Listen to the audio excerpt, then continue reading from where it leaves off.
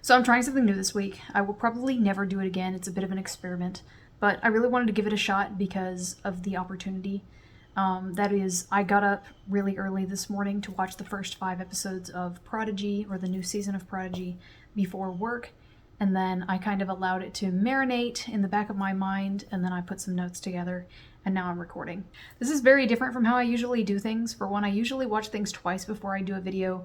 I also usually spend a couple of days thinking about things, and I also usually get more than 3 hours of sleep before I do any of these videos. So I didn't have much time to think about what I saw. I didn't make very many notes, and I'm sleepy. But I still wanted to take on the challenge of putting out a video within the first day of Prodigy being out, for fun, really, and also to encourage other people to watch it. There's a lot of things that I didn't get to when I was covering the first season of Prodigy, which is why I've decided to cut down to 5 episodes per video for this season. But also, Prodigy is still Star Trek's best chance. I see a lot of discourse going around right now about whether it's an injustice that Prodigy was renewed for a second season when Lower Decks was not. That is actually not true. Both series were canceled and allowed to finish their season that was currently being worked on. It's just that because Prodigy was picked up by Netflix, there's a possibility that an additional season could be ordered. There isn't much of a difference in the situation between Prodigy and Lower Decks, other than the fact that Netflix could potentially order another season if season 2 of Prodigy does very, very well. I don't want to be a pessimist because I don't want to contribute negatively to the campaign to get Prodigy to continue. In fact, by doing this video, I am contributing to the campaign for Prodigy Season 3. However, we have covered a whole lot of shows on this channel that Netflix canned after the second season. And that's why I feel like I have to do this. Or I want to do this, really. But the most important thing about the comparison between Prodigy and Lower Decks is that they actually have nothing to do with each other. They are both Star Trek series that are animated. But Prodigy being successful does not take away from Lower Decks being successful. That is a fallacy. It is brain poison if you start thinking that these two things being treated differently is an injustice to one of them. Prodigy being successful is the most important thing that can happen for Star Trek right now, because it makes Star Trek look like a viable media property that is worth money. A ton of Star Trek projects got canceled within the last year, and Paramount is desperately trying to cover up the fact that they are in hot water. It is basically sheer coincidence that Prodigy got a second chance when other shows didn't, but it has the potential to be the message in a bottle that gets Star Trek out of the Paramount Plus viewing audience. And a win for Prodigy is a win for Star Trek overall. That being said, of course, is the new season good? Or is it just strategically advantageous for Prodigy to be successful? I find that Prodigy continues to be good. The season is very different. It resembles Lower Decks a lot more in character structure and certain components of the storytelling style. However, the core genre of Prodigy is still there, which is that it's more of a sentimental, character-focused show rather than a pure comedy like Lower Decks is. It's also more focused on plot, as it always has been, and the plot continues to be very interesting and, as far as I can tell so far, very well thought out, as we've come to expect from Prodigy. The character work this season continues to improve. The thing that I was most impressed with last season was the depth of character, particularly in relation to other Star Trek shows. The character development continues in lockstep with the story in a way that is fairly common for children's animation today, but has not really been attempted in Star Trek previously, or really attempted in most television series for adults. This is a format that a lot of cartoons are doing that I wish other shows would do, but Prodigy is where you can get that kind of storytelling from Star Trek. The facial animations are probably the area where Prodigy has improved the most from Season 1 to Season 2. Last season I commented on some places where you could see the animators being economical with facial expressions. So characters like Jankum only had a handful of facial expressions. Zero doesn't have a face. But the two big examples were Janeway and Gwyn, who both get a lot of time with the camera on their faces, who were stoic and only emoted a little bit, and I felt that it was potentially a way that the animators were trying to save time and effort. In this season, that is not so much of an issue. We replaced hologram Janeway with Admiral Janeway, who is more expressive. Her facial expressions are more human. They were able to create more of those expressions for her, and the same is basically true for Gwyn.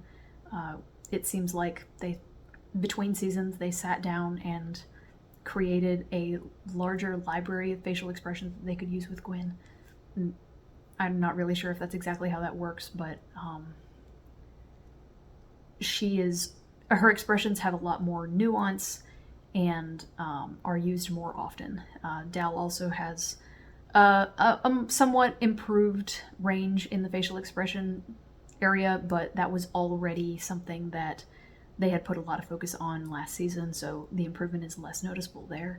This is still the only Star Trek whose plot I care about. There are elements to plots that I care about. I liked the Xindi arc in Enterprise, and I do care about Voyager getting home, which I'm still halfway through Voyager. I know, I should have sped up. But the season-long plots within Voyager that I've seen so far have been, largely just something that ties the episodes together rather than something you are actually supposed to feel real investment in. Prodigy is the only series, as far as I know, that puts a real focus on making the plot something interesting and something that you are supposed to be concerned with first and foremost, rather than just an excuse to create more episodes. That being said, there are a couple of elements to the plot so far that I have been unhappy with, which we will get to. There are also some plot elements that are confusing and open themselves up to misinterpretation. This is something we've seen from Prodigy in the past. I'm not sure if I don't want to say stupid, but as I was watching, there were several points where I went, ooh, that's a plot hole. And then throughout the day I was thinking about it and I went, ooh, no, it's not. That actually does make sense. And that is a good thing. It's a good thing that when I think harder about it, I am able to figure out what the underlying reason for something is. But in the moment, I think there are a lot of beats that open themselves up to misinterpretation or that don't go addressed until way, way later. So the audience is left thinking that maybe there was something out of step there. I did also notice what I think are a couple of plot holes. I didn't notice any actual glaring plot holes last season. I hope I'm wrong about these because, again, Prodigy is supposed to be the one that has the fantastic writing. But, at one point, there's a ship that gets blown up, and then Janeway talks about that ship going out of contact, but when she determines that it went out of contact is inconsistent with the circumstances of its demise. Things like that where, individual lines conflict with things we have just seen. At one point, Essentia says that Gwyn lost her heirloom, but she still has it in that scene, and then Gwyn loses her heirloom a couple of scenes later. So either I misunderstood what Essentia was saying, or they intended for Gwyn to lose her heirloom earlier and then didn't change the line. But those are the primary issues. There are, like I said, there are a couple of other issues that I have with it so far that we will get to, but for the most part, Prodigy Season 2 is very, very good. It is pretty much what we've come to expect from Prodigy, which is excellent writing, excellent character work, very, very well-read and consistent Star Trek logic, I guess you could say, or very, very good continuity with the rest of Star Trek, and a writing that shows a true understanding and expertise of all sorts of source material. And so for one, I'm exceptionally glad that we finally got this. This was supposed to air in November of last year. It has been 7 months since this was supposed to come on, and it has been finished for a very, very long time. As far as I know, the extra time did not go towards extra work. The improvements in animation quality are not attributable to the 7-month break they were forced to take for literally no reason. It does, in fact, seem like Prodigy is in this weird limbo where nobody except the viewers actually care. The viewers and the direct show creators like the Higmans and so on. It does not seem like Netflix has marketing rights to the show. They did not post the trailer to their YouTube channel. It was posted directly to the Star Trek channel so that the only people who could possibly see it are Star Trek fans, despite Prodigy's stated purpose to be to draw in new viewers who have not seen Star Trek before. I have been told by people I trust that I am being paranoid when I say this, but 12 hours before Prodigy Season 1 was supposed to drop, Paramount Plus dropped the entire first season of Lower Decks onto YouTube. All the people who are really, really passionate about the Save Lower Decks campaign saw this as a sign that they needed to be streaming this over and over and over again and telling people to focus on the Save Lower Decks campaign. It's a massive coincidence that this happened 12 hours before Prodigy was released. A huge coincidence after Prodigy has been sitting in an archive for 7 months. This is totally a conspiracy theory, and I have no information to back this up, but to me, it reminds me of the Owl House. I think that Paramount is trying to save face and make it look like Prodigy was always doomed to fail by making the Save Prodigy campaign basically die in its cradle and splitting the Trekkies who are trying to keep the franchise together between the 2 animated series that are currently on the chopping block. The point is, there are a whole lot of people involved in the production of Star Trek right now who just hate money, and they just don't want to make any money for some reason. So let's move on to the actual show, the thing we're here to talk about, and start with episode 1. I have to say that I was super disappointed that there was not a new theme or a new logo. Those were 2 things that I really thought we were going to get, and we didn't. Now, I will admit that this is not something that anybody ever hinted we were going to get, but I thought that because the Protostar blew up last season and we lost 2 team members from the 7-person logo with everybody's faces, we would get this swapped out. However, this did not happen, and we're simply using the same theme song, well, the same opening sequence and the same logo. Maybe this will get updated at some point, but I don't think so. At this point, I think it's traditional for Trek series to be changed very, very minimally. It could be my imagination, but it looks like the flight pattern of the Protostar in the opening sequence is slightly different, but I will admit that I am no expert on this. I just like to see pretty images. We do have a couple of people added to the top billing. That is Robert Picardo, Robert Beltran, and Jamil Jamil. None of these are surprising, but it is notable. It seems like the characters that are in the opening sequence are in at least 19 of the 20 episodes per season, so I'm expecting to see Essentia, basically every episode. I'm expecting to see the Stargazer, or whatever we're calling him now, basically every episode. It's interesting that Jimmy Simpson is still getting top billing when Daveed Diggs is certainly doing more talking, but maybe we just won't be seeing very much of Tice's.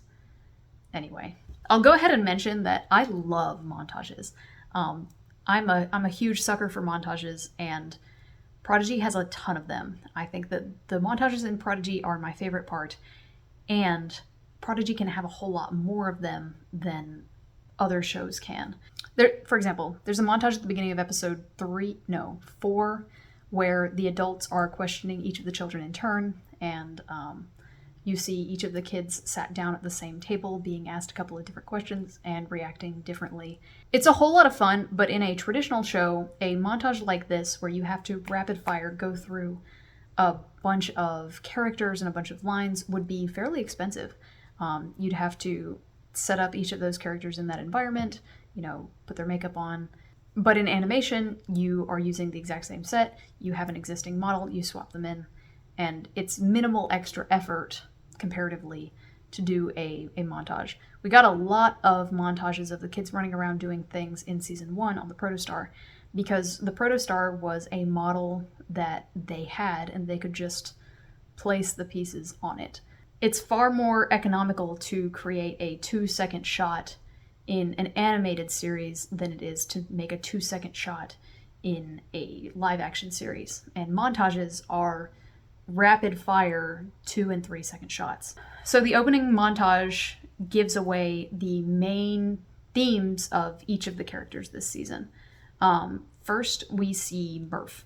Murph is doing a tactical simulation in the holodeck, wins against a bunch of Starfleet Academy hopefuls, and then says a bunch of gibberish about it while he's being summoned by Janeway, but no one can actually communicate with him. Everybody's in awe of his abilities, but he's not actually able to make a real and genuine connection in the form of conversation. He's not able to communicate effectively at all. I think a lot of people are going to end up being very happy about this whole arc, although I haven't seen the conclusion to this. But myself included, there was a real sentiment last season that Murph was a plot device more than a person. And this season appears to be Murph's transition from plot device to person. So that's his arc. And I liked what I've seen so far of it, and I'm looking forward to seeing more. Next we see Rock Talk. She is fitting in very, very cleanly into the Starfleet academics. When it first opens on her, she's talking about Lieutenant Edward Larkin, the guy who made triples, and she is talking about how she believes she can genetically engineer them to no longer be born pregnant or to slow down their reproductive cycle. This is very exciting. I know that there is a triple episode, at least one triple episode this season, so I'm sure this will come up. It was also nice to get a callback to The Trouble with Edward, which is an episode that I really liked, and I think most people really, really liked, of Short Treks. We also see that Rock is happy. She's showing off. She's impressing people. She's really making her way. She's doing well, and she's satisfied with herself, which is wonderful to see, especially because she's definitely one of the characters who has suffered the most. Next we see Jankum. He's trying to fit in with his fellow classmates, but it's just not working at all, and it's not working for him.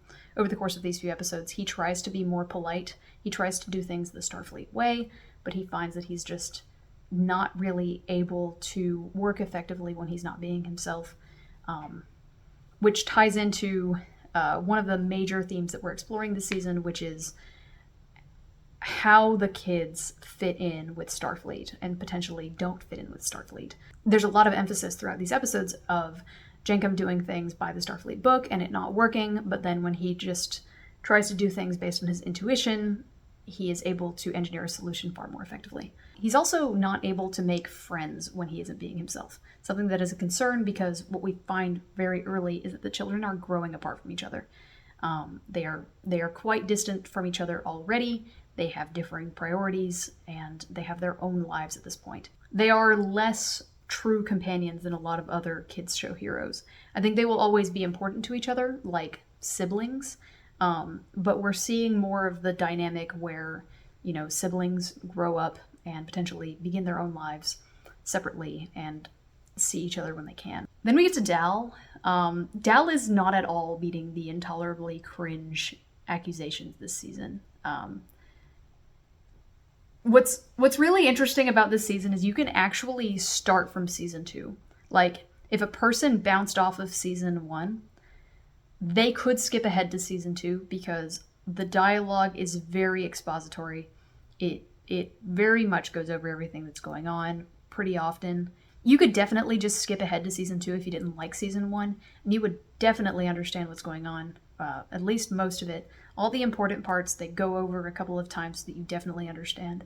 However, the reason why people tend to not like season 1 is because at the beginning, Dal is borderline intolerable, especially when he's not around Gwen, and now Gwen is gone and he is worse.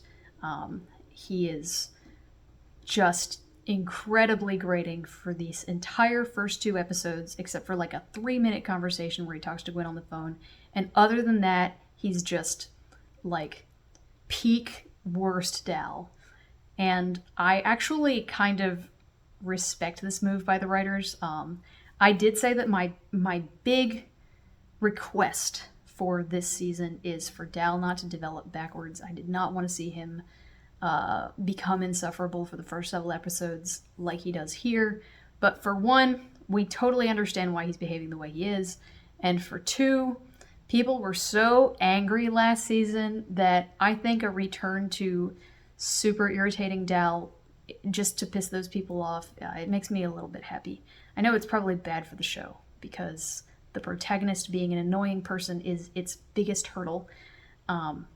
But it takes guts to make a character as unlikable as Dal is. I say that, and he's still like my second favorite character in all of Star Trek at this point.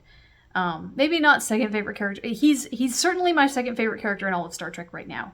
I don't know how I will feel about him in a year, but right now I love him so much. Even though he's a little shit. So we see his pad going off and he's literally just skipping class. He's not even trying. He doesn't want to be here. He's the classic gifted child who struggles with regular schoolwork, except it's arguable whether he qualifies as gifted, you know? And what's really interesting about Prodigy, and I wish I had talked more about this during my coverage of season 1, but to me, a huge, huge part of the value of Prodigy is how well it shows the mentality of children who grew up in scarcity and volatile environments. The two characters that embody this the most are Rok-Tahk and Dal. Rok was desperate last season to find these proverbial adults who understand what's supposed to be going on that she can trust. And this season, she is desperate to keep that. She has found it, and she is going to continue to do her very best because she wants to retain the stability that she has found. Dal, on the other hand, I don't want to say he's too far gone, but he always expects things to go sideways. He doesn't expect that things are going to be permanent. He's waiting for the other shoe to drop at all times. And so investing in his future by sitting in a class is not something that appeals to him in the slightest. He's a hedonist because he's always expecting the suffering to start. The big example of this last season was when the kids were picking out their bunks and Dal claimed the master bedroom on the ship, right, the captain's quarters, where he could be alone and where he could have this giant soft bed while everybody else is in bunks. Because to him, comfort is fleeting and you have to grab it where you can. Not to mention the fact that in the absence of Gwen, he doesn't really have a peer who is around his same maturity level. I just realized I forgot about Zero. So the other person who is in this opening sequence is, of course, Zero. My big complaint last season was with Zero. I felt like there was an absence to their direction that everybody else had established. Like, I felt like every other character, we kind of knew what direction they were moving in or what they were struggling with. Where with Zero, we had a list of things they were struggling with, but I wasn't sure where their character was going. In the opening scene, we see, rather than focusing on schoolwork or their, studies in medicine, they are watching two other teenagers pine after each other on a park bench. I totally did not clock what this was actually about. But we see that Zero wants to have more corporeal connection. Basically, we find out later that they would like to fall in love. But I was seeing this as like a sadness that everybody else around them has a body and they don't. This is addressed a couple of times with the doctor. This first scene, just knowing that they had this struggle with the other people around them being able to feel things and express emotions that they cannot really relate to, that are based in something that Zero has no experience with and has no reason to experience.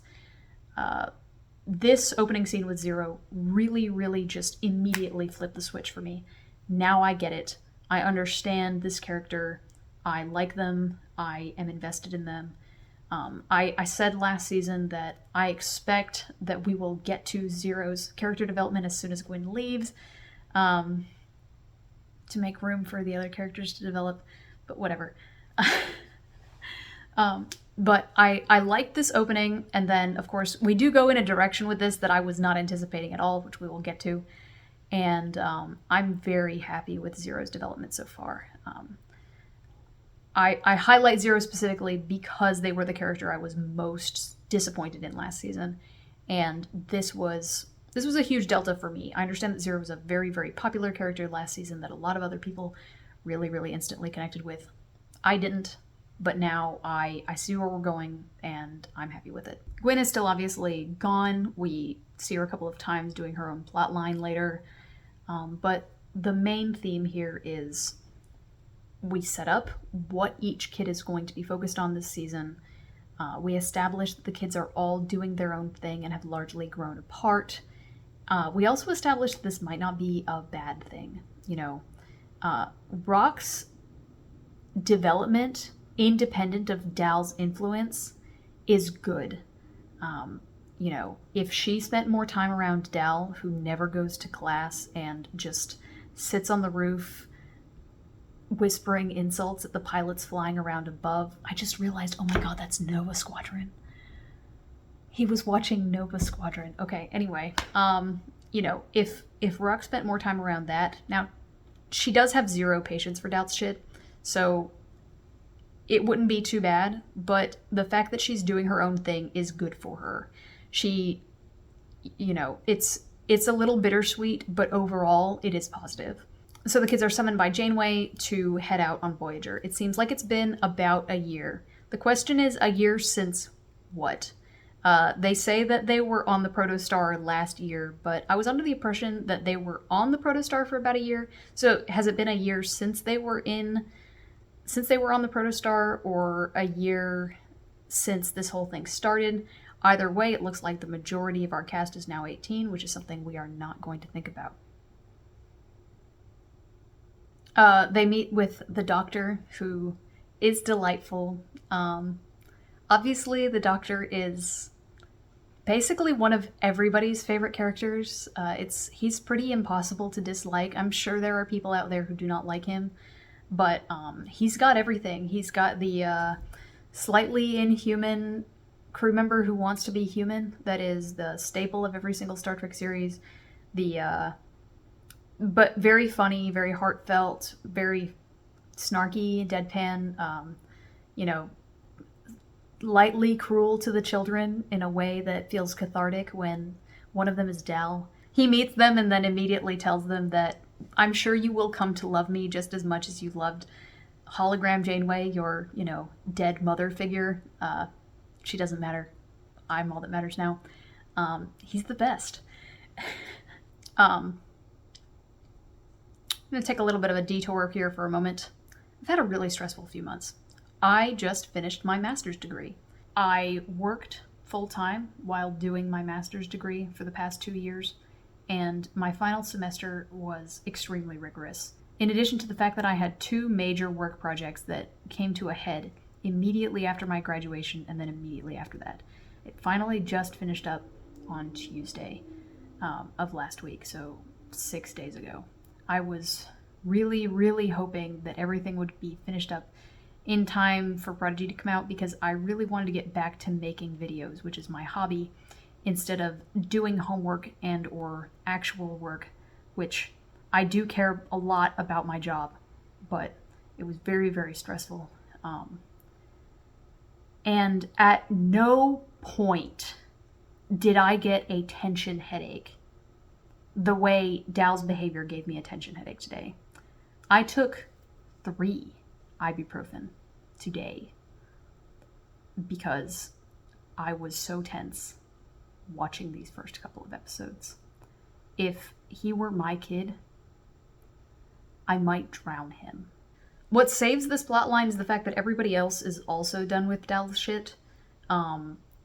Even Murph, Like, Murph is super just exasperated every time Dal opens his mouth and says something dumb. The fact that everybody else is exasperated with him and whenever he opens his mouth and says something dumb is what makes this tolerable. If the show was not like this, it would be bad. The show itself would be bad. But the show at least is aware of the fact that Dal is one of the most annoying human beings alive. And basically promises, hey, we're going to deal with this. His first line in the series is, still not as fast as me, because he's sitting on the roof when he's supposed to be in class, watching Nova Squadron fly around and just whispering that they suck, basically. But every single line of dialogue out of Dal's mouth for the first episode is basically him saying in some way, I do not want to be here. I don't want to be here. I don't want to be doing this. And to some extent, he is actually justified. I guess we will skip ahead a little bit. The kids are each given an assignment on Voyager where they will be interning within some department doing something very cool and related to what they are studying. Rock gets an internship in cetacean ops, working with the whales, which, you know, many people would literally murder to do.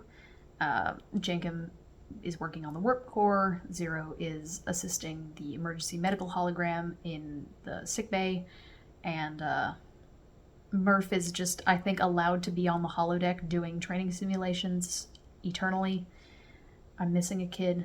Oh, Gwen's not here. But Dal, because Janeway is working with classified information, she cannot actually mentor him, and Dal is shoved in a closet with a bunch of paperwork and told to read treaties for the duration of the trip, pretty much. Big desk with piles of books that he needs to just read because there's nothing else he could possibly be doing. And he hates this, of course, and he sees it as a bit of an injustice, but something that I'm really happy that Prodigy always never loses sight of is that being captain is a shit job. Dal knows this. That is the lesson that he had to learn in the first half of last season. Heavy is the head that wears the crown. And there are a couple of points where Dal enjoys being captain, but for the most part, he just enjoys the idea of being captain. And he actually needs to be captain because he's a control freak. At one point, Dal has a conversation with Gwen on the phone, which we will get to the stakes of this season later. But Dal suddenly slides back into being the version of him that we actually like when he's talking to Gwen. And it's frustrating, but it illustrates to us that he is capable of being a nice and honest and empathetic person. He's just not that person to anyone but Gwen or Janeway. And I still think that the ending of this season is that he's not cut out to be the same as Rakatak. You know, he's not going to be the person who enjoys sitting in a basement reading documents. But I think by the end of this season, we have to show that he behaves the way he behaves towards Gwen, towards somebody else. I don't mean in the romantic sense. I mean in the not treating people like crap department. Or at least demonstrating a basic competency with impulse control around them. And it's not even so much that he treats them like crap. It's that he's hyper defensive all of the time because he's painfully insecure. And he's afraid that bad things are going to happen. He knows that good things are fleeting, and so he needs to maintain control. He manipulates people when he's talking to them so that he feels like he has some amount of control over his relationship with people and the way they see him. And he does that by keeping people at a certain distance. But he doesn't feel like he has to keep that distance with Gwen for a different reason. In this conversation, they basically outline what is important this season. Dal is under the impression that either Gwen is about to invalidate the circumstances of her own birth, or if she doesn't and she's all right, she's still going to leave him. Now, these are entirely fair thoughts to be having, because that is actually exactly what I thought at the end of last season. At the end of last season, when Gwen left, I thought, wow, what she's doing is totally going to invalidate the circumstances of her own birth. And if she doesn't, literally, why would she come back to Starfleet? She is going to go discover her home planet, which she's never been to, and, imbue herself with these people that she's never really contacted. Why would she come back? And I guess that thought was intentional, because that's exactly what Dal is thinking. We're really getting to a whole lot in the first episode. I hear people say that the first episode was slow, but it was loaded with establishing stuff. A lot happened that was really important to things that happened later. Anyway, I watched Star Trek Enterprise, and I have huge respect for Manny Coto, the guy who wrote my favorite episode, Similitude, a couple of other really great episodes, and then he eventually ended up being the executive producer of the show in season 4. While I hate season 4, and I hate almost everything he did with it, I do have respect for Manny Coto, and I like to listen to his interviews on my Blu-rays when I'm cleaning my house.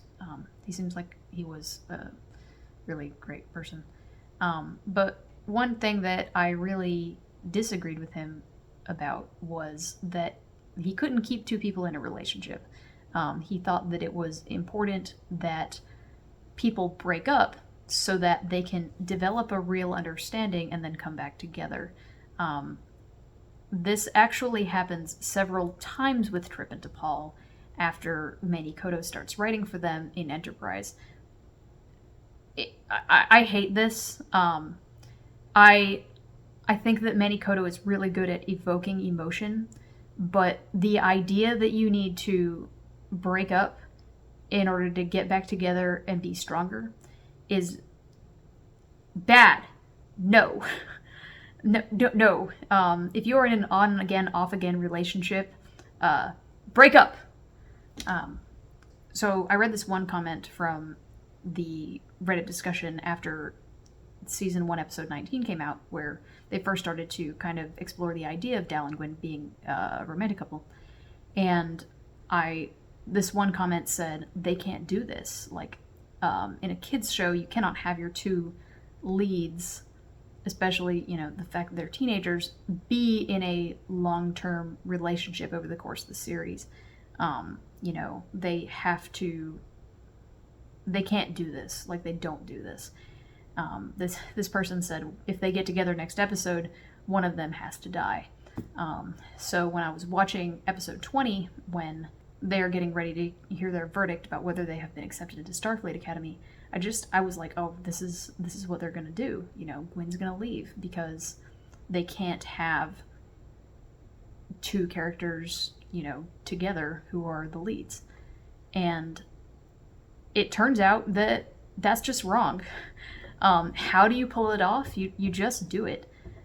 I was very happy with what they have done this season with, they didn't really write Gwen out of the story, but they also didn't turn this into a wankst fest in which their relationship drama is causing... Okay.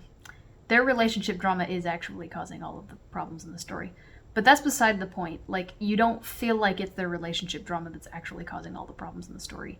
For the most part, they just talk to each other 25% more and give each other somehow 25% less personal space. And the rest of it basically proceeds like season 1 did, which I have to seriously commend the Prodigy writers for doing, because most other TV show writers do not do this. Most other teen show writers don't do this. I talked last season about how when I was a kid, every single piece of media that I consumed, the two characters acknowledged their mutual attraction on the last page, and that was it. Roll curtain.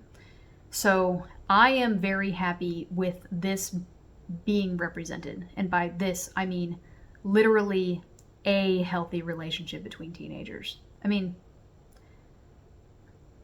healthy for the most part. I think very, very healthy in that we see them frequently conflict resolve between the two of them. There are still, a couple of the issues that I highlighted in my last video, but I think that overall, I'm very happy with the way this is being portrayed. So next, one thing that I really hated about what I've seen so far that drove me kind of nuts is that they are treating season 1 info like major reveals. There's a huge cliffhanger at the end of episode 1 that this mission is actually about rescuing Chakotay. In episode 6 of season 1, the cliffhanger is that it's revealed that the premise of this entire show is that this is about saving Chakotay. I disagree with this being portrayed as a major reveal when this is literally the premise of the series. They do this a couple of other times where things that are discussed, well, things that have been discussed ad nauseum last season is suddenly treated like a big plot twist, when it's not. It's not a big plot twist if we've already done it. I understand that I watched this 6 months ago and other people watched this 3 years ago, but I believe they are doing this to get around doing previously ons, and I don't know that this is better. I don't like it. It's not the worst thing in the world, but it did feel very weird, and I would definitely consider this to be one of the things that I liked least. A couple other points from episode 1. Just beating the Dal doesn't give a shit about Starfleet drum. He doesn't even know what Voyager is. He doesn't know what Voyager is. His whole identity last season was wanting to grow up and be Catherine Janeway. The point of this show is it's about a little boy who wants to grow up to be Catherine Janeway. He doesn't know what Voyager is. The doctor says, Janeway learned that a captain was needed for the maiden voyage, so she answered the call. You mean she beat everybody else into submission so that she was the only person who could answer the call? Oh yeah, Nova Squad is also on this ship. We'll get to them in a minute. Yeah, I'm reading through my notes that I took when I was watching this. At one point I said, watching Dal fuck up his life stresses me out. Everyone is so done with this shit. I'm getting through this episode knowing that this can't be the whole runtime because Ella Purnell contractually has to be in every episode. There's got to be at least 2 minutes in a different plot line. Then, 5 notes later, it says, oh no, he and Gwen can video chat. This means we are stuck watching him fuck up his life for the rest of this 2-parter. I will say, though, that I thought I was being clever when I said the other day in my bingo sheet video that Dal is going to have a rough time fitting in and probably leave. I thought I was being smart. Actually, this is a drum that is beat so aggressively, it kind of made me feel stupid for thinking that I was smart for thinking that. I think that it's beat so aggressively that he has to get his shit together by the end of this season. It's not just going to be, I'm not cut out for this. He has to actually get his ducks in a row. Again, before this is over. And hopefully keep his ducks in a row. No losing his ducks anymore. I only have so much ibuprofen. I pulled out the line, Jenkum says, sorry Dal, just trying to fit in. Dal has never fit in anywhere, and he's made it a part of his identity that he can't and won't. The idea of conforming just is not in his lexicon. Yeah, right before he calls Gwen, you see, they very briefly show his welding goggles that he had from Tars Lamora. This is very possibly his one possession. I wonder if he had it before he was on Tars Lamora. But, he's wearing a Starfleet uniform. He is, he's aligned himself with Starfleet, regardless of where that's going to go. But before they show the call with Gwen, they briefly show his welding goggles, his a connection to a past that does not have to do with Starfleet, that was before Starfleet. All right, episode 2.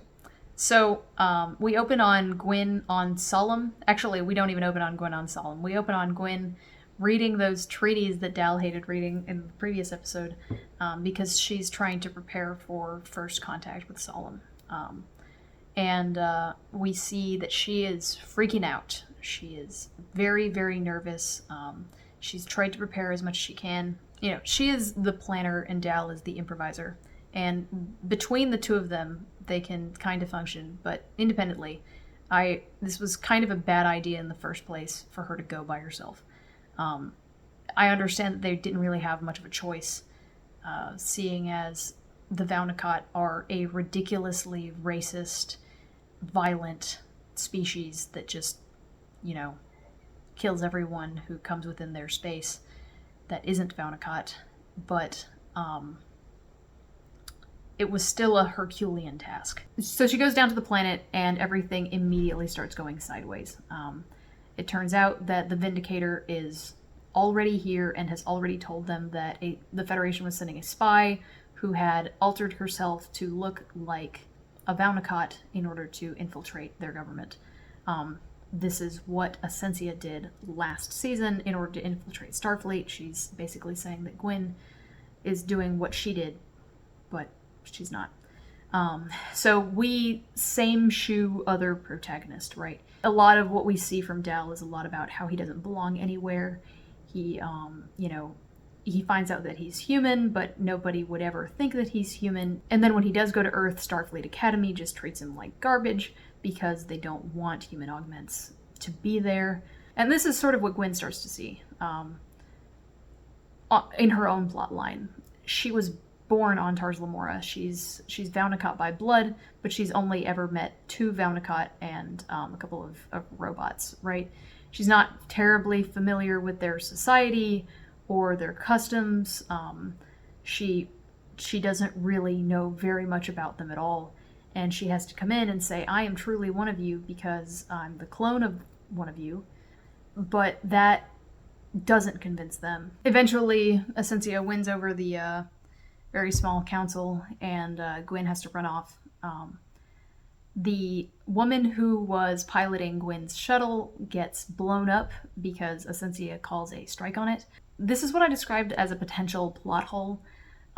Essentia blows that woman up, and then later Janeway calls Dal and says that something that he is doing has erased Gwyn's ship from the timeline. But, you know, those are 2 separate causes for the same woman dying or the same ship getting blown up. So we meet the Stargazer. The Stargazer is the younger version of the Diviner, Iltheron or something. We're gonna call it the Stargazer though. It's cool. It keeps things it keeps things clear, and I appreciate the commitment to showing that this is a different person, or at least trying to get us to believe that this is a different person. Because I do truly like what they do with the Diviner. You know, they started with this guy who is very, very evil. You know, what is the most evil possible backstory a villain can have? And they are doing their best in a very Star Trek way to make you at least not be able to be angry with him. I mean, that's not even the right way of putting it. It's not even that you can't be angry with him, but they are abstracting out the concept of his evilness so far that it can no longer matter. I thought this was a really interesting and very cool way of going about it, especially because, you know, as we said last season, the Diviner was a lot of what made this series seem like Star Wars, and a lot of what people didn't like about it. You know, when people said Prodigy is not like Star Trek because their villain is this exceptionally bad person, that was not, as it turns out, to try to appeal to Star Wars fans. It was a challenge. It was, we're going to have this very, very bad man, and we're going to humanize him. Because this is Star Trek. And so basically, the Stargazer was an astronomer who became radicalized. The reason I am so attached to supporting this plot line is because one of my most fundamental beliefs that I think should be represented in as many things as possible is that anyone can be radicalized. People want to believe that other people can be truly intrinsically good or truly intrinsically evil, because it's easy to think of yourself as not able to be corrupted because you are truly good on the inside. But that's not true. Goodness is a lifelong journey for everyone. It's something you monitor within yourself. It's something that you take care of within yourself. And the wrong thing happening can radicalize you, anyone you know. The wrong propaganda, the wrong disaster, the wrong series of unfortunate life events. And in the case of the Stargazer, 52 years of war, 54, turned him from a kind and humble astronomer into a guy who holds a prison camp for orphan children. And that is Star Trek. There is nothing more Star Trek than that. Also, I think probably the best bit of voice acting maybe in this section was very subtle, but when Gwen walks up to her dad and she says, "Are you ill, Thorin?"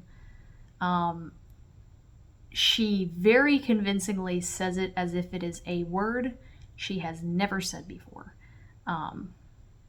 but has heard a million times. It doesn't even sound like as stupid as what I just said. It sounds stupid in a better way, and I was impressed. Ella Purnell, of course, one of the hottest voice actors in Hollywood right now. Seeing Asensia show up did make me immediately go, oh, okay, we're in a time loop. How many times has this happened? So Janeway encounters this glowing ball that tells her she cannot go. I assumed this has to be the Stargazer / the Diviner getting turned into some kind of ball of energy at the end of this. But because I thought it sounded like John Noble, and because of the we can't go from the end of season 1 part 1 that Gwen had, but I think we are not supposed to think that anymore. I am pretty sure that I have actually been spoiled on this, but I'm trying to not think about it, so we're gonna move on. So the children are unfamiliar with the concept of something being classified. This is potentially the most irritating part of this season. The children do not understand the concept of something being classified, and the writers maybe don't either, because Janeway sucks at dealing with not telling people information. And I understand that in the Voyager situation, she really needed to always be communicating with her crew, and they didn't really have anything like a classified situation. But they had smaller classified situations, like when Tom Paris was being framed as a really bad pilot so that they could pretend to kick him off the ship. That was something that she kept a secret from Chakotay. Janeway can keep a secret. Why can't Prodigy Janeway keep a secret? I saw some speculation from one of the threads that maybe she and the rest of the adults are manipulating the children to do things that they can't do because they are officers and the children are civilians. I don't think that can be revealed to be the case anymore from episode 5, but I really wish that it could, because I think this whole season would feel a lot more plausible if Janeway... I don't want to say if Janeway was... Janeway's not being stupid. It's more like she's being naive, and that's the opposite of Janeway. So the children sneak into Shuttle Bay 3, and they find this cloaked ship, which is illegal. They're doing the Romulan thing. It's so cute, you know. Anyway, so they find this cloaked ship that can go through the wormhole. So basically, Voyager A itself cannot go through the wormhole, but the Infinity can. I wrote down in my notes, how long until Dal steals that goddamn ship? The answer was 10 minutes. Maybe 8. I'm sorry about the profanity, by the way. I really didn't intend to use it, but since we're going over my notes, unfortunately my notes contain a lot of profanity. I can usually censor myself when I curate my notes so that it turns into an actual presentation, but this is not that. Back to the Stargazer. He says, surely I don't make that bad a father, do I? The Vaunakot are just Vulcan Klingons, basically. I will say, I think I overhyped myself for learning a whole lot about Solemn and the Vaunakot. I am definitely disappointed that we have still met the exact same number of Vaunakot that we have met previously. We know slightly more about their culture, like slightly. We've seen a bunch of random Vaunakot citizens, but the 3 named Vaunakot characters are still the exact same 3 named characters that we had last season. And I would be lying if I said I wasn't disappointed by it. I wanted to see a whole lot more of Solemn than what we saw. It was very cool to see what we did see. I feel like I am begging and choosing when I say this, because we've got like 10 super beautiful brand new environments on Solemn. But I want more! I want more! And, we spent a couple solid episodes on Solemn, and I want more. I feel like we didn't learn as much as I wanted to. Basically, we learned that they're Vulcan Klingons, right? They're scientists who are very isolationist, and their judicial system is based on who is better at sword fighting. Gwen basically asked her dad, like, hey, is there something that I can do to prove that I am Vaunakot? Like take a blood test, or, show them our strong resemblance. And he's like, well, you could do this trial by combat. I was definitely a little bit frustrated by this. I guess I shouldn't complain too much, because this is the most classic Vulcan plot that can exist. Something's happening on Vulcan, and they're going to resolve it through a ceremony in which there's a lot of chanting and, painted pictures on walls or carvings, and it may or may not be a trial by combat, right? This is very, very Star Trek. Basically, Essentia and Gwyn have to fight to see which one of them is correct. The government is going to believe whichever one of them survives this fight to the death. And they get put in this descending elevator in which they fight each other. And on the walls are these really cool paintings that are like hieroglyphics and stuff. It was super neat, and I'm excited to go back and, pick those apart at a later time. And they start fighting each other. This whole plan was really stupid. Gwyn is a capable fighter, but Essentia is a trained soldier who has been obsessively fighting for this cause for longer than Gwyn has been alive. And Gwyn is also, as previously stated, not as much a true Vaunakot as Essentia is. And honestly, the fact that it was a trial by combat was extremely fortunate in Gwyn's favor, although we know enough about the Vaunakot by now to know that they solve all their problems with trial by combat, but that's beside the point. But what if it had been, like, decipher these hieroglyphs that have to do with some legend of our people that you've never heard of, right? She wouldn't know that, because she's not from here. Now, I do not at all want to imply that Gwyn is any less Vaunakot than, anyone else. But the theme of this season is finding your place in the universe and not belonging where you think you belong. And Solemn is a really messed up place.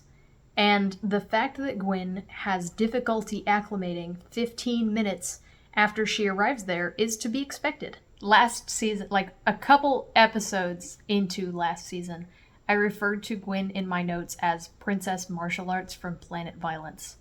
And that has only become more true over time as her previous most important skill, translating, has become not really relevant anymore as she returns to Planet Violence to do martial arts. We gotta take a second to talk about love triangles. Now, if you're unfamiliar with my channel, you may not know that the central conceit of almost all of my videos is that all stories are love triangles. And that any story deals with the protagonist having to choose between two ideals, typically represented by a person. Let's take a moment and look at this chart that I made.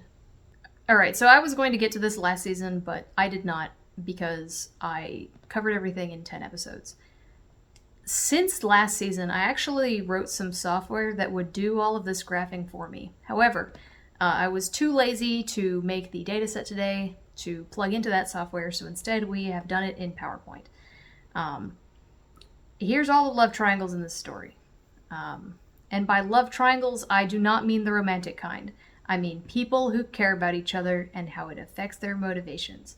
Now, normally in, say, a single book, we might have a love triangle that looks like this. Just these people are important. And then everybody else is still there, but they, like, matter less. You know, Dell's the main character. He's got these forces going on in his life, you know. And that's what matters. But in a longer running story, it's actually more stable and, in my opinion, a better idea to have a two-person protagonist like we have in Prodigy. So, you know, here's our two leads. And they've each got this stuff going on, you know.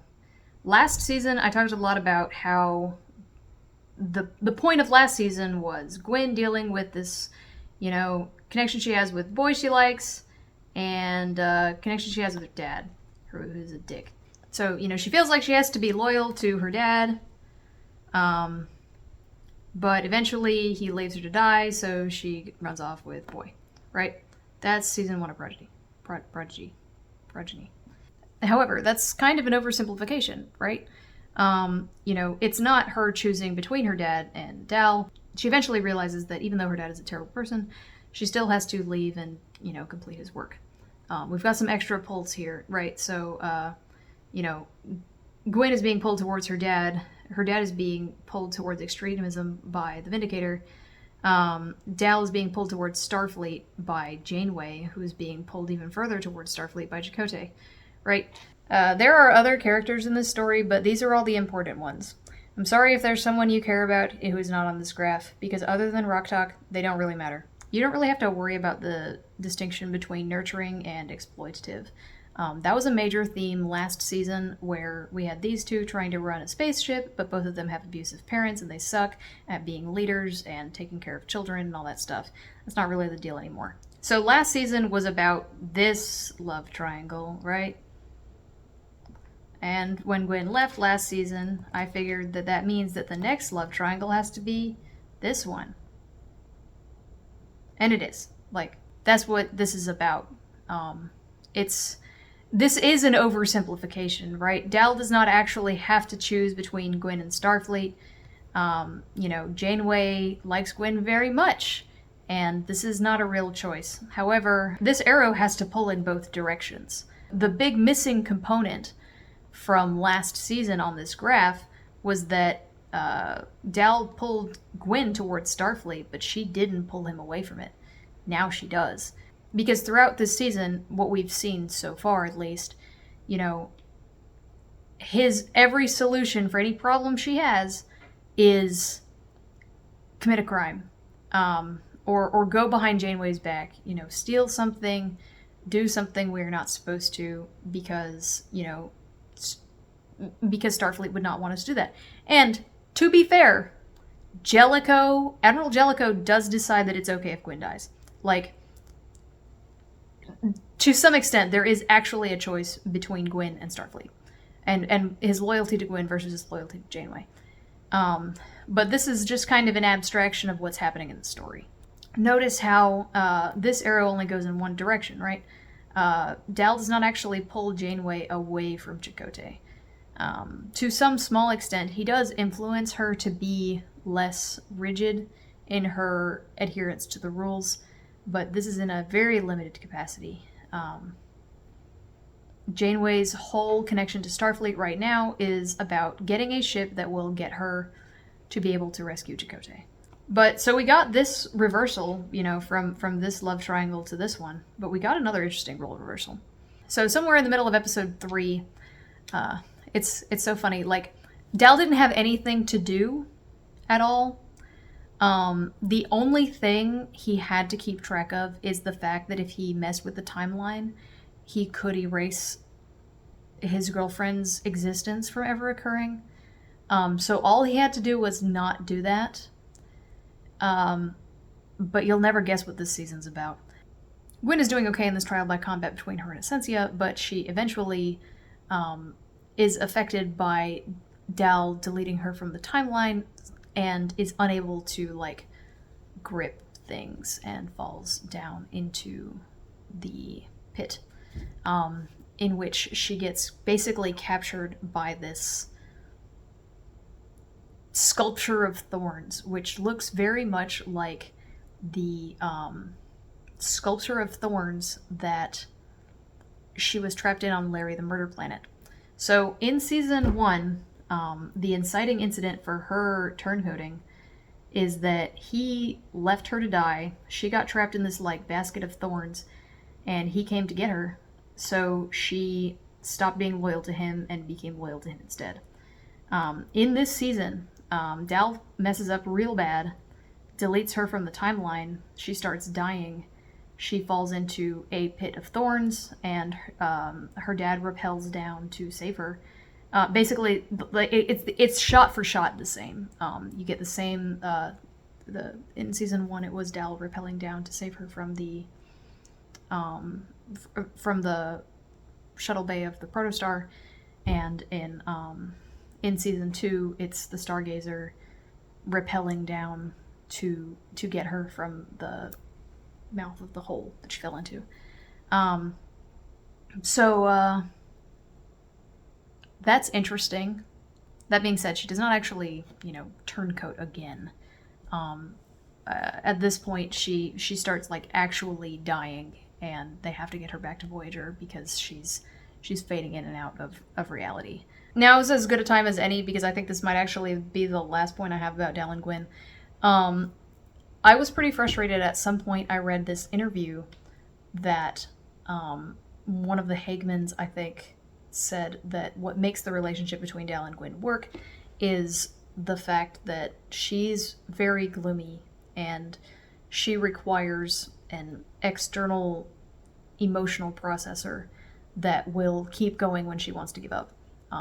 And I was like, okay, I see how that, could work theoretically, and I see how that matches to their characters, but I don't see that in season 1 at all.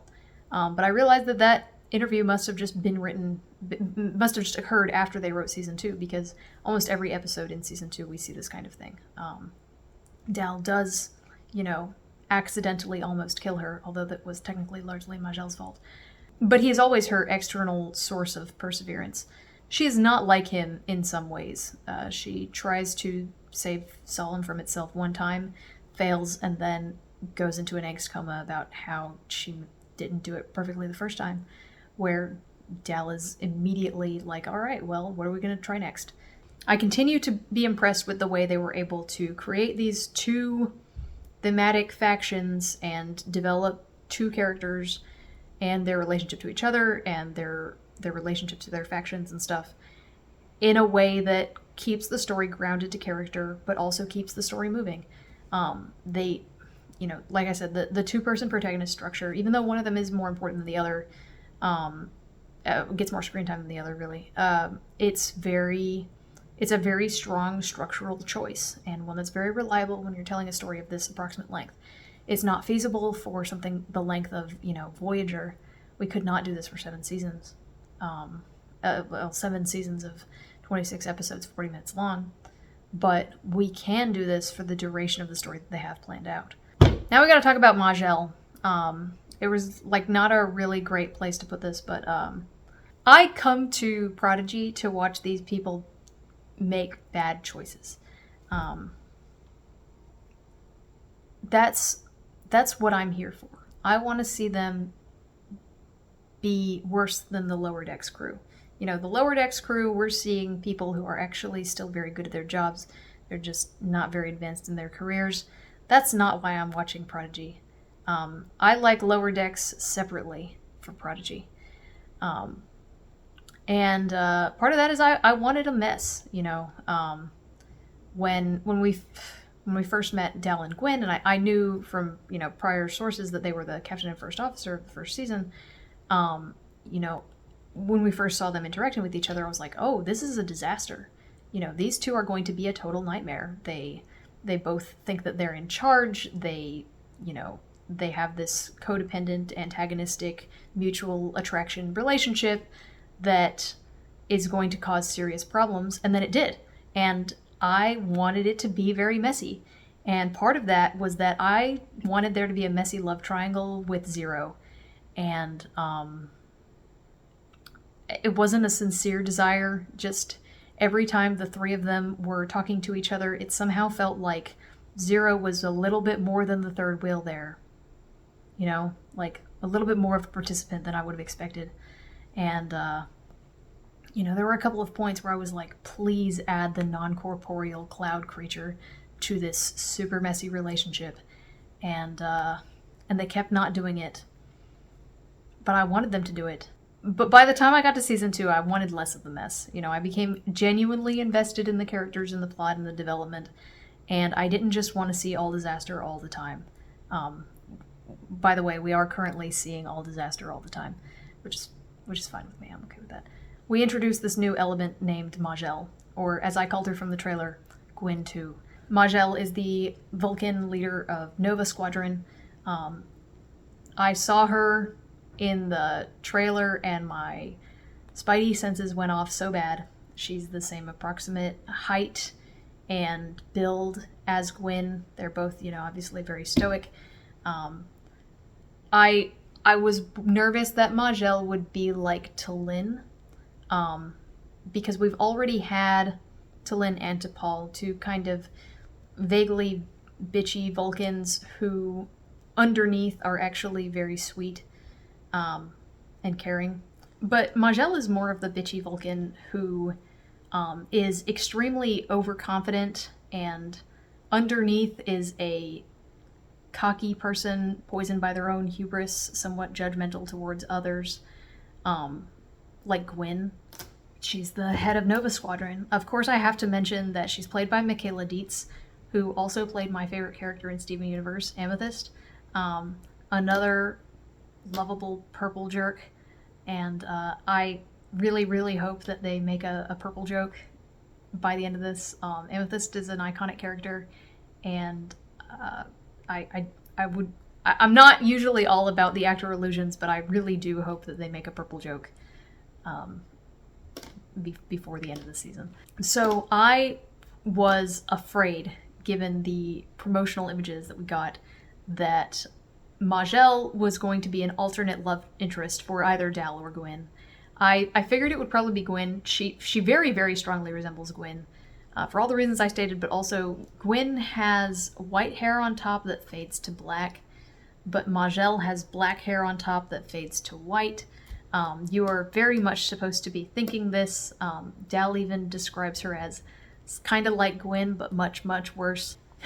And I was very afraid we were going to get a stupid love triangle. I like funny mess, but I don't like stupid mess. I was bracing for Zero having feelings for Gwen, and I was ultra bracing for Majel being added to this, creating a love triangle in some other way. But pretty early on, we find out she is a very powerful telepath who just doesn't give a shit and reads Zero's mind, and they are immediately smitten with her. And it's everything that I wanted from this season that I didn't even know that I wanted, right? I wanted Zero to have an arc that, you know, mattered. I wanted there to be a weird love story with a, with Zero or somebody else that was like, you would never see a romance with that type of character. I always want to see that kind of stuff.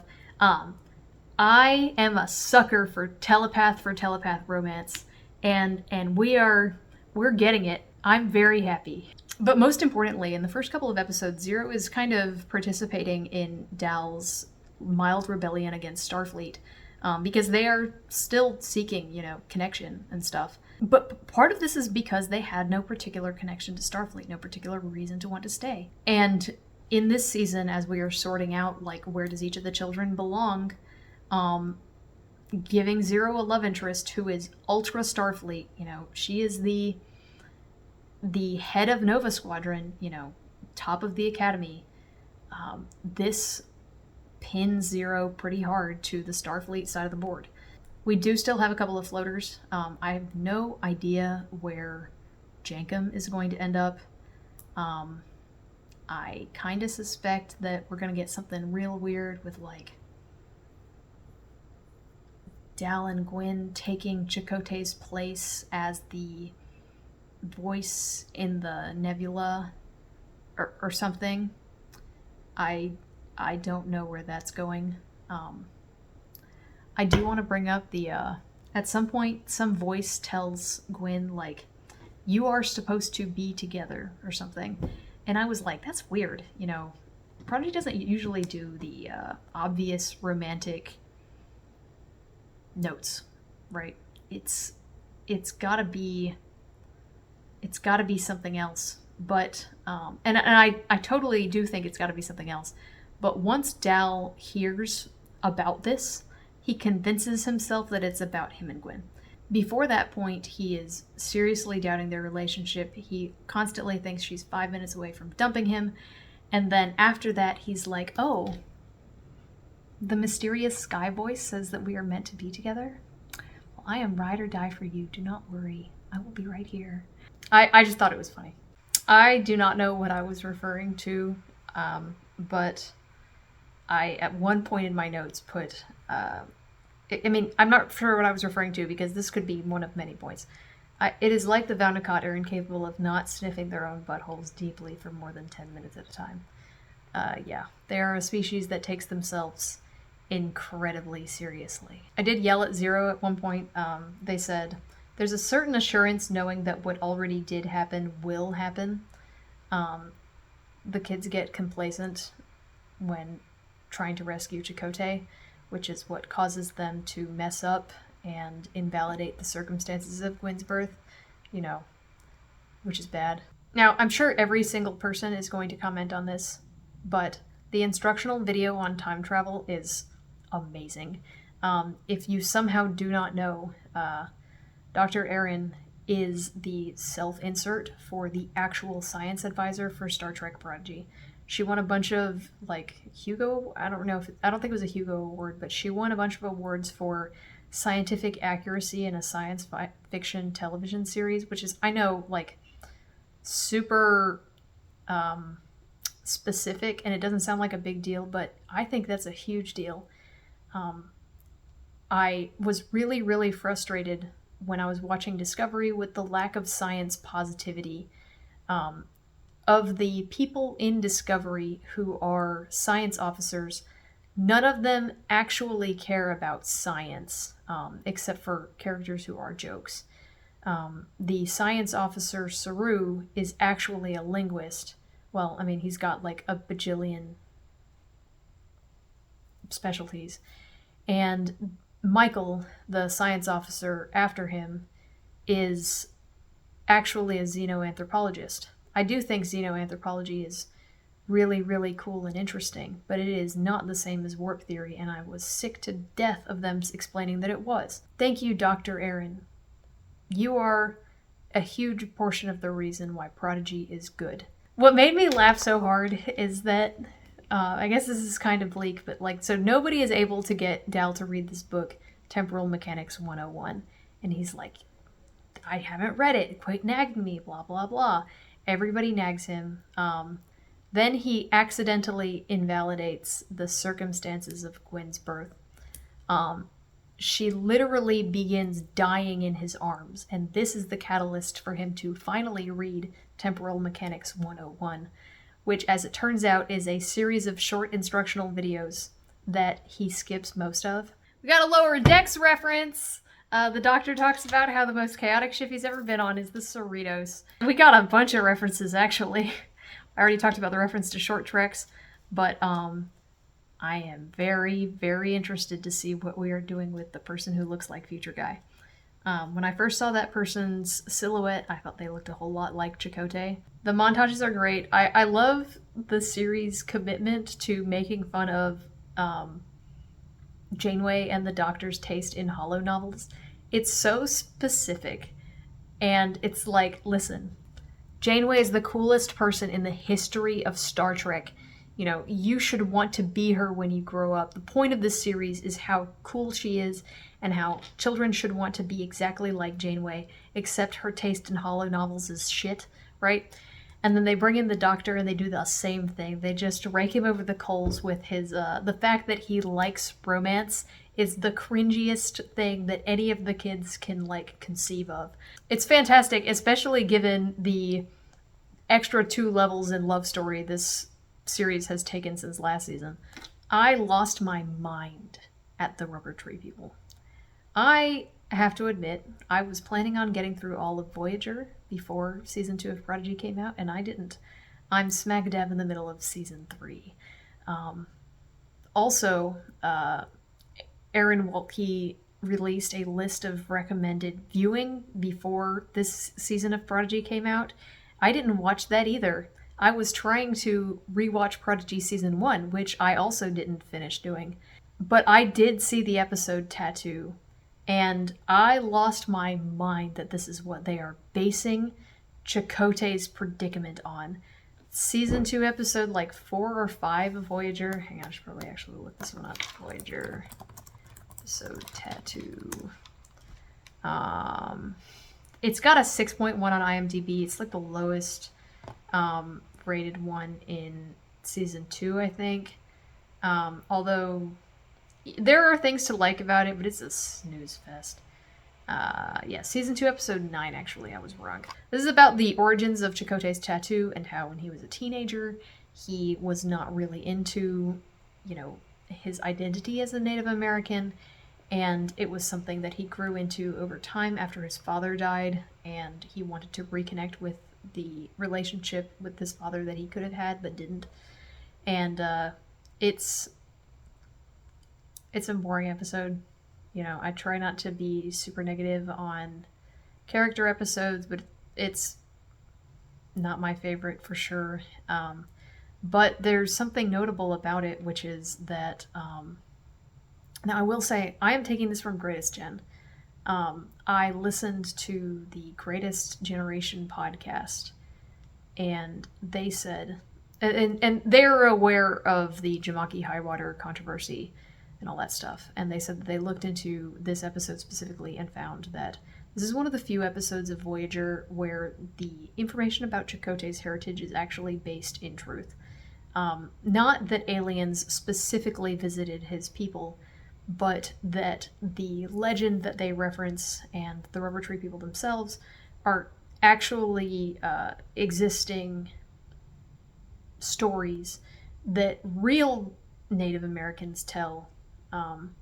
Although I'm not sure what tribe it's attached to, but I'm very pleasantly surprised that they pulled so much from this episode. It's kind of like, I mean, it's like I talked about how much I respected Okana, well, the inclusion of Okana last season. Okana was a character that everybody hated, but they found a way to utilize him super, super well for Prodigy. And they're using this also be hated episode for Prodigy. There's a joke early in season 1, episode 1, in which Rocktalk says that maybe Murph is too intelligent for the Universal Translator. In this episode, the kids try to communicate with Murph. And, you know, Gwen sits down and tries to work out his phonetics. Doesn't work. They try to use the Universal Translator, but it's not able to pick it up. Turns out that the pitch, if I'm understanding correctly, the pitch that Murph uses is not compatible with human ears. And the sound carries more accurately through water because melanoid slime worms are aquatic creatures. This was super fun and beautiful, and as everybody has said, very, very Star Trek. I liked the conversation that Janeway and the Doctor have about the potential death of Chakotay. There are definitely things that I do not understand about the time travel, some of which are likely to be plot holes. Admiral Jellicoe says that it is too risky to leave the wormhole open and they need to collapse it. This could kill Chakotay and this could kill Gwen. This, to me, is dumb. It seems like if Gwen if Gwen is erased, the things will cascade out of this. You know, Dal overtly references that he would not have spent years on Tars Lamora without her. But we're dancing around the bigger issue, which is that if Gwen never existed, Dal is a bad person. I guess that's not a bigger issue because, you know, Gwen's existence is important, etc., etc. But, you know, it's not just a case of Dal's girlfriend dies, very sad. This is a person he has known for the last several years. This is a person who has, in many ways, been a fundamental force in several of the most important parts of his life. One of which was he used to be the son of a Ferengi pirate captain, and she sold him to Gwen's dad. And if that hadn't happened, he would probably still be Nandi's son, and he would have grown up to be like her. And that is an element that you are supposed to be thinking about a little bit right now. It's supposed to be bubbling in the back of your mind. First Gwen goes, but then the changes that occurred over the course of Gwen's life also go out. If I'm understanding Dr. Aaron correctly from Temporal Mechanics 101. But Dal fast-forwarded through most of it, so I didn't catch all of it. The Doctor says, perhaps this was our only door to Chakotay, but hope is never a foolish thing. I actually wondered if maybe Janeway and Chakotay were already together, and they just weren't public about it. But I think Janeway just has such this sad pining, this like quiet suffering about her that no, she never told him how she felt. And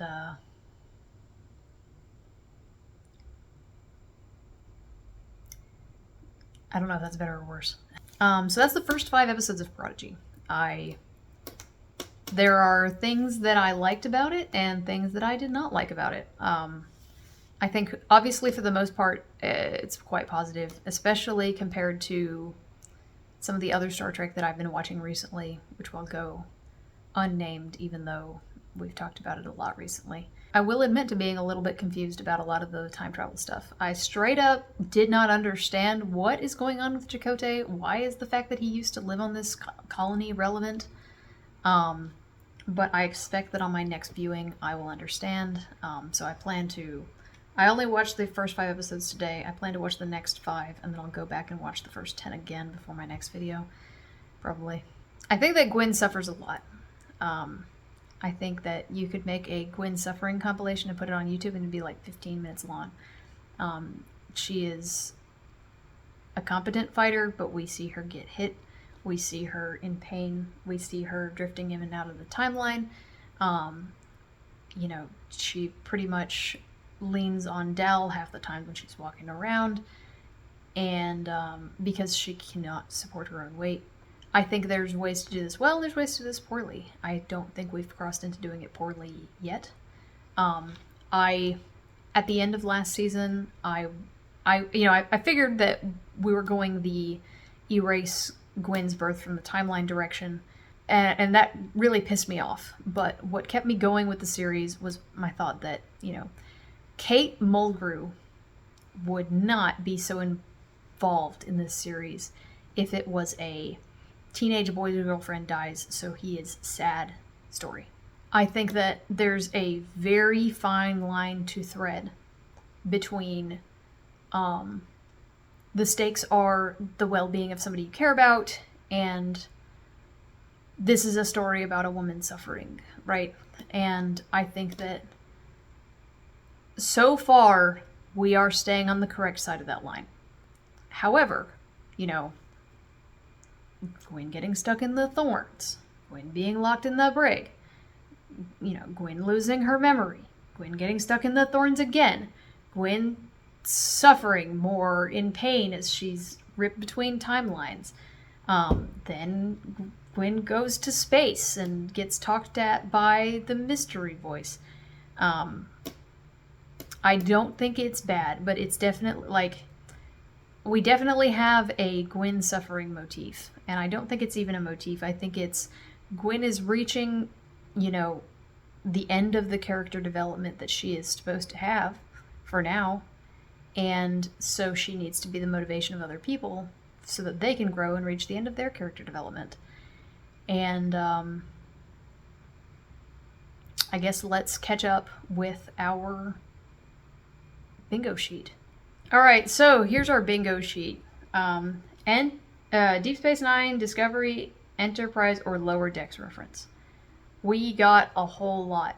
There are a couple lines that people pointed out might be taking the piss out on Discovery, but we're not going to talk about that. We got a couple of Enterprise references. Well, I don't know if they count as explicit references, but Future Guy was very... Okay, it's not a reference, but they are drawing from the continuity of Enterprise, but there was specifically a mention of the Cerritos, which, when I did this video last week, I gave the example. If they were to directly reference the Cerritos, that would make this square green, so this one is green. Next, we got Steal the Protostar again. I think we're going to do this again. Like, I do think we are actually going to do this again, but I think we very explicitly got a theft of the Protostar this episode, well, in this set of episodes, and the theft of the Infinity, which is the time travel ship. I think it would be almost silly to not count this one. Someone sees their future or a version of it. I think we're not there yet. I still think we have the, what would Dal's life be like if Gwyn wasn't there on the horizon. We're not there yet. But I totally think we're getting there. I am not counting, the Stargazer finding out that the Diviner was a horrible person, etc., etc.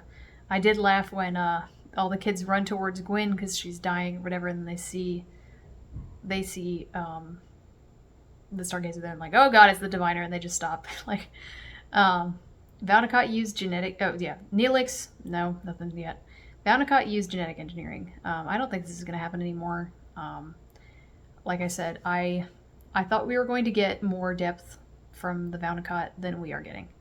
I understand that we have as much depth as we have from the Vulcans, for example, because the Vulcans have been around for many, many decades, and this is the second season that the Vaunicott have been in Star Trek. I wanted there to be more, but I think I either set my expectations too high or they should have done more, but either way, I don't think we're getting as much depth from the Vaunicott as I wanted. Return of the Rev 12, not yet. Dal Gwyn psychic something.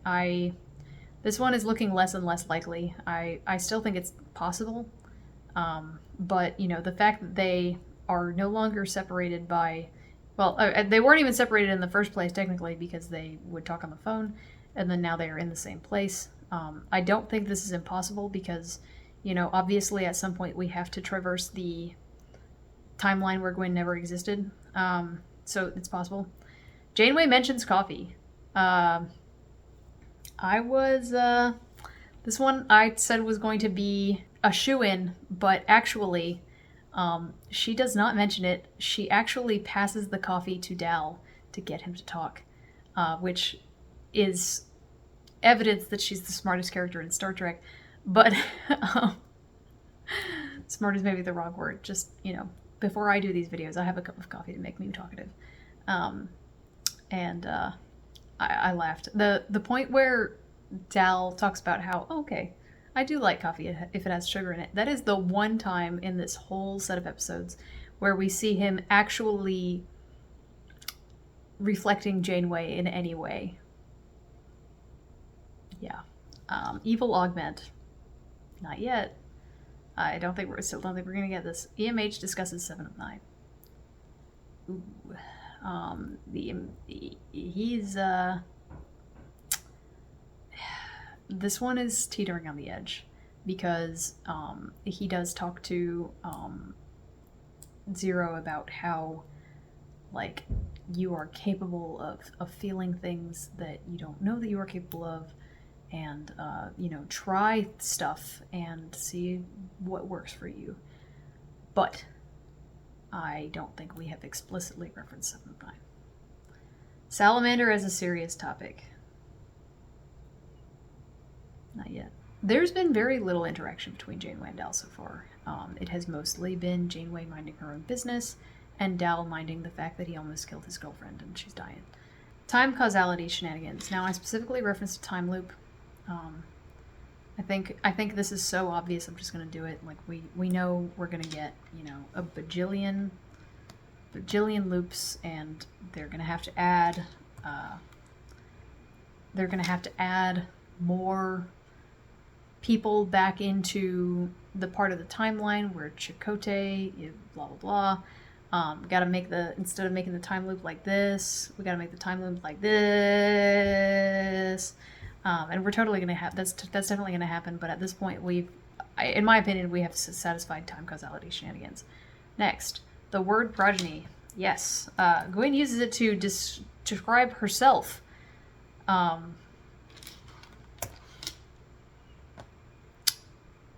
You could have left that behind, but I understand. But Zero has feelings for Gwyn. I'm kind of ticked at how close I was. I can't believe I did not make the connection. But I can believe, because we didn't know that we could not have known that Majel's primary character trait, other than the obvious, is that she's a telepath. I am holding out on this one, though. Majel is so exactly like Gwyn in many ways, that I don't think that Zero has feelings for Gwyn, but it could be a, I thought that things were gonna, I thought there was a possibility between you and I, but I see now that, like, it would be better if I was with, I really, really like Majel, right? Also, of course, I did watch Is There in Truth No Beauty? I hate the title. And the woman who, played by Dr. Pulaski, the woman who falls in love with the Medusan is, she was trained as a telepath to be able to communicate with the Medusans on Vulcan and stuff. So, I'm excited. I love a good telepath love story. It doesn't even have to be that good. I'm satisfied with this existence. I'm so happy about this development. Yeah. Anyway, Gwyn makes a baffling decision. I'm gonna do this trial that I don't know what it is. I've never been to this planet, but I'm going to prove to them that I'm exactly like them in every single way by taking on this unknown trial against a woman who is more capable than I am in every way. And I'm not even going to make a plan.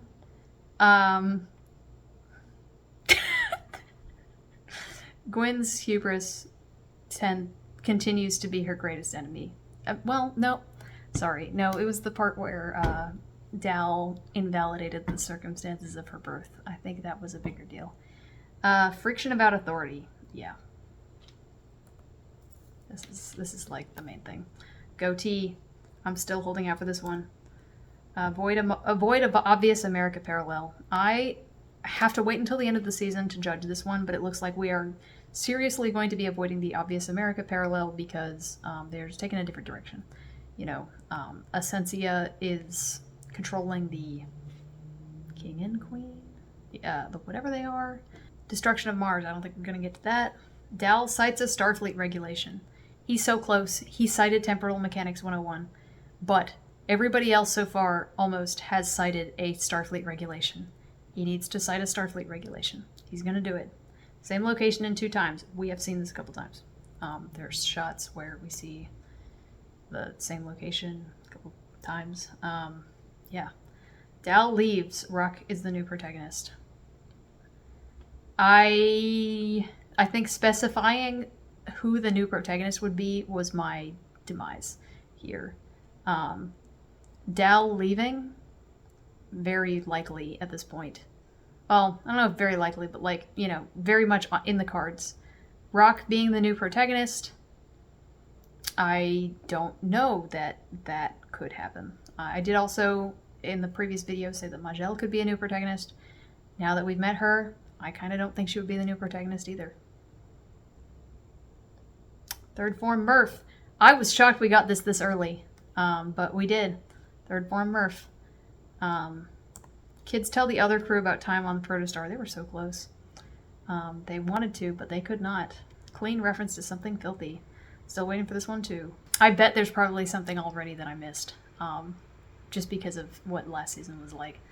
But this one I'm pretty confident about. So it looks like I probably will not get bingo, because if I'm looking at this, like, the Rev 12 could definitely return, and the Salamander as a serious topic is kind of far-fetched. That one could also unlock this one, but Zero having feelings for Gwen is pretty far-fetched at this point. Avoiding the obvious America parallel. Okay, actually, this line right here, someone sees a future reversion in it, or a version of it. Janeway mentions coffee, and avoiding the obvious America parallel. Those are pretty likely to happen. It does not look like it doesn't look like this line could happen. It doesn't look like this line. I think. Yeah, it looks like this row is really what's likely. So this middle up and down row. So someone sees a future other version of it. Janeway mentions coffee, or avoid obvious America parallel. Those are possible.